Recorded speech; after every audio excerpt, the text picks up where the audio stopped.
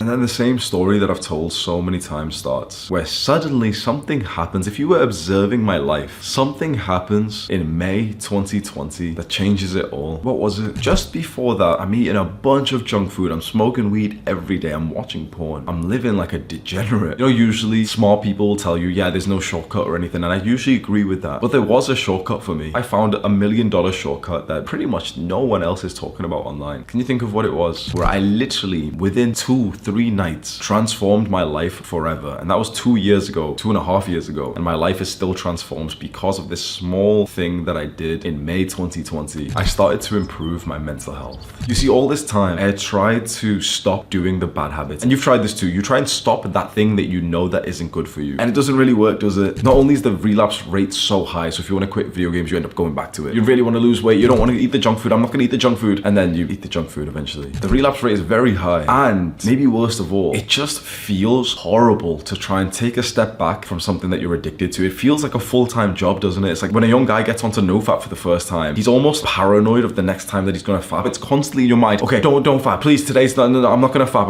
Don't eat the food. Don't eat the food. Should I just eat the food? No, don't. That is a mental problem. And I realized, I don't know how I came to this realization, but it changed everything for me. I realized that those bad habits that I was doing, those addictions that I had, I realized that they were not the problem. Video games are not the problem. Porn is not the problem. Junk food, drugs are not the problem. Because as soon as you understand this, you will actually get that shortcut to improvement. And that was that all of these things that we've been thinking are the problem are not the problem. They are symptoms of the problem. Your issue isn't that you keep fapping. Your issue isn't that you take drugs or you play video games or you eat junk food or all of these bad habits. That isn't the issue. The issue is poor mental health. And the symptom of poor mental health is being addicted to porn. The symptom of poor mental health is being addicted to video games, playing video games for hours every single day, because someone with good mental health does not do those things. Someone with good mental health may, enjoy a little bit of video games. Not even the amount that these guys online like to cope and say 1 hour a day. Someone with good mental health may drink alcohol like twice a year. They might like try smoking weed with their friends like once or twice or maybe 5 times in their entire life. And it's genuinely not even a problem for them. They never get addicted to these things. We've been focusing on the wrong side of the coin. We've been trying to stop these bad habits. And it's been so hard because trying to stop your vice that is a distraction from your horrible life, it doesn't work. Because video games for a lot of guys are genuinely the only place where he feels happy. Inside of the virtual world, a lot of guys are dragon slayers, commanders, generals in the army. They've got prestige in there, they feel good in there, and in the real world, you're a loser. In the real world, you're a man of low status, and that hurts, and that feels horrible. And so when a video gamer tries to quit playing video games, and he's somewhat successful for a couple of hours, well, his real world, his real life is just trash. He doesn't feel good. He feels unhappy. And then if he feels unhappy, and he feels bored, and his social life, his friends are in that environment where he's trying to get out of, how long is he gonna last? He can go with, this confidence, yeah guys, I'm never gonna play video games again, I'm done now. How long is he gonna last? Because focusing on the symptoms does not work. If it did, every single guy who's trying to quit playing video games would have quit. If what we've been trying so far really did work, then every fat 42-year-old woman who wants to lose, 15 kilograms this month, she might have done it. Everyone who's just had the wish to, lose some weight or do something good, they would have done it. But what I realized in May 2020 that changed it all for me was that trying to change in this real world is not that effective. What we must do is change in our minds first. And that's what changed it all for me.